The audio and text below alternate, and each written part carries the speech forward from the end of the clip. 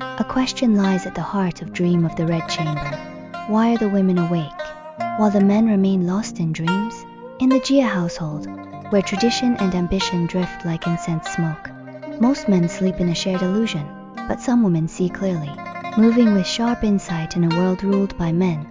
Unlike Jia Zheng, trapped in the hollow rules of ritual, or Jia Zi, chasing desire without restraint, or even Jia Ziying, consumed by indulgence, these women pierce the masquerade of their era.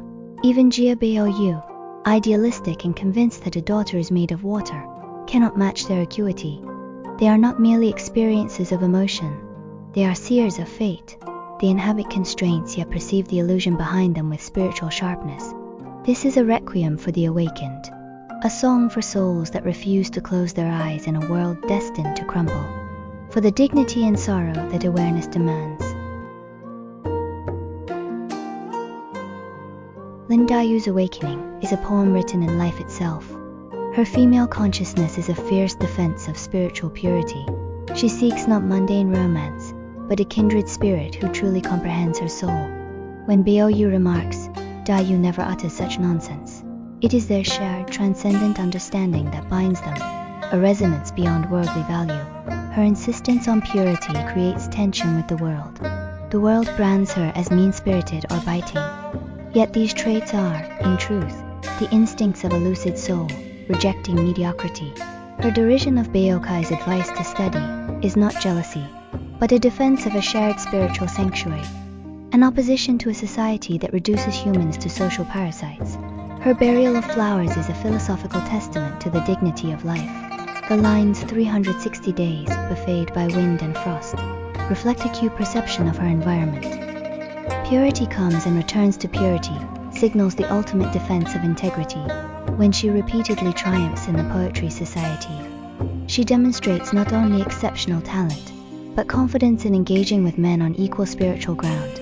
Her guidance of xiangling in poetry exemplifies her consciousness at its clearest, where Baochai refuses under the pragmatic principle of gaining one, longing for another. Daiyu steps forward as a mentor. This is more than instruction, it is spiritual inheritance. In an era that silenced women, she kindled another lamp of intellect. Ultimately, her burning of poems and renunciation of love marked the final act of an idealist confronting unchangeable reality. Awakening exacts a heavy toll. Yet through that very toll, she shines as one of literature's most radiant and tragic female spirits.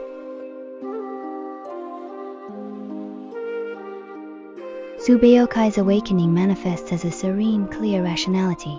Beneath the seemingly perfect lady image lies a soul far beyond her time. When she writes, ahead lies a path without shape or measure. Within, time seasons are empty and dark. She reveals not only literary skill but profound social insight and critique. Her intellect surpasses the confines of the women's quarters, reaching the realm of the scholar. Her conversations with Daiyu on miscellaneous books reveal a meeting of keen minds. When Baochai admits, "Who do you think I am? I too remain mischievous at heart," and recounts her childhood obsession with books, a carefully guarded secret becomes a bridge between two awakened souls. Though once rivals in affection, they find in each other a true kinship of mind and spirit. During her oversight of the Grandview Garden, her philosophy of small favors within the larger framework demonstrates governance that surpasses superficial judgment.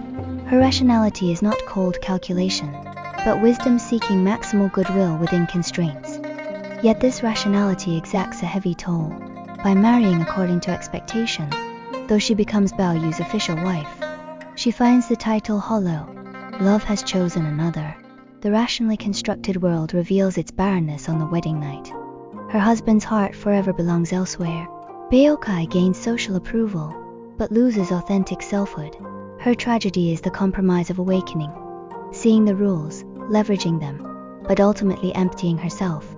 She is both watcher and sentinel, trapped in the very clarity she upholds. Her story reminds us that the deepest suffering is not ignorance, but knowing the truth and still walking the prescribed path.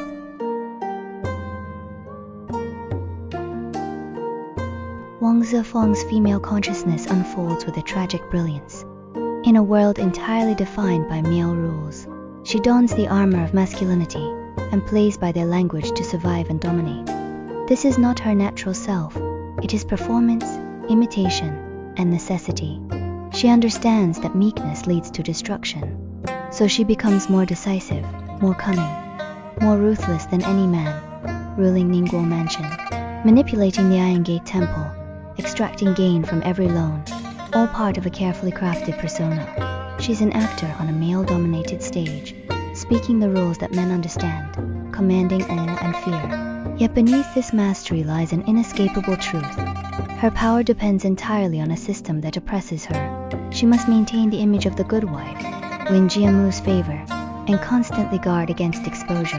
Her extreme reactions to Jia Lian's infidelity or Yu Erji's betrayal mask fear. She knows every gain rests on shifting sand. The polygamous system could swallow her at any moment. The judgment, one obeys, two command, and hidden in the final characters lies her ultimate fate. Abandoned by the man she serves, foreshadows her inevitable downfall. Even the most skilled navigator of power cannot escape the system's rebound. Wang Xifeng's awakening lies in her pursuit of control and refusal to accept fate passively. Though defeated, her struggle itself indicts the society that constrains her. These three women carve distinct roots through oppression.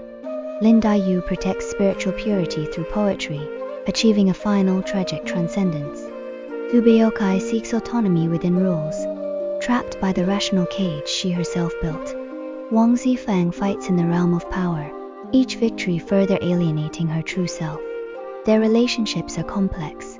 Daiyu and Baochai evolve from rivals to confidants, their shared clarity bridging the oppressive world around them. Xifeng admires Daiyu's talent and values Baochai's practicality, revealing the nuanced psychology of a power player.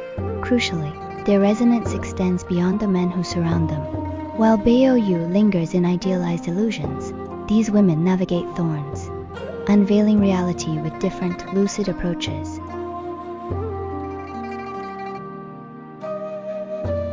A thousand blooms, yet one hollow. Myriad beauties, yet shared in a single cup. These words capture the shared fate of Red Chamber's women. Yet within the inescapable tragedy, Lin Daiyu, Xue Baochai, and Wang Xifeng inscribe dignity with their lucidity. Daiyu's purity is a final protest against a corrupt world. Baochai's rationality strives for breakthroughs within limits. Xifeng's relentless energy is the eruption of suppressed vitality. Through them, we see that awakening may not alter fate, but it shapes the manner in which one meets it. In the end, as Cao Xueqin writes, the vast white earth lies truly empty. Yet the traces of these women's clear-eyed existence cannot be erased. Their tragedy lies not in ignorance, but in knowing, not in blindness, but in seeing too clearly. As Cao Xueqin has the ethereal Jingwan fairy declare, all of you are still dreaming. I alone am awake. These women, awake amid the collective haze, leave behind a light in the cosmos of Chinese literature, dazzling, sorrowful, and carved from courage and piercing perception. These women, lucid amidst collective slumber, leave behind some of the brightest and most sorrowful lights in Chinese literature. Their story reminds us that the deepest tragedy is not the inevitability of fate, but living with dignity in full knowledge of it. Perhaps this is Dream of the Red Chamber's most enduring gift to posterity.